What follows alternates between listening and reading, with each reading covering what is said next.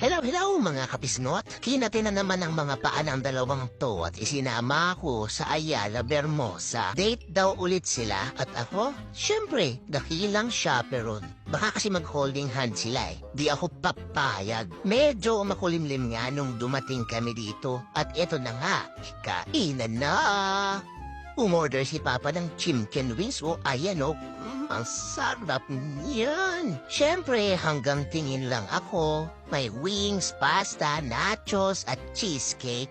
Kahit sinasabi ni Mama na diet daw siya. Ang feeling, Papa, mas mahal mo ko, diba? Bakit si Mama ang sinusubuan mo? Sige lang, tingnan natin mamaya kung sweet pa rin kayo kapag nagdadakot na kayo ng ko. Diba, Blackie?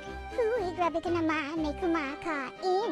Buti ka pa nga binigyan ni Papa ng nachos. Ako tubig lang. Oh, wag mong sabihin makikiinom ka rin dito sa Aqua Flask Pro Max ko. Hindi pwede, no? Laway conscious ako eh. Ganito talaga kaming mga dugong bughaw. Hindi kami po pwedeng mainitan. Laking aircon ba?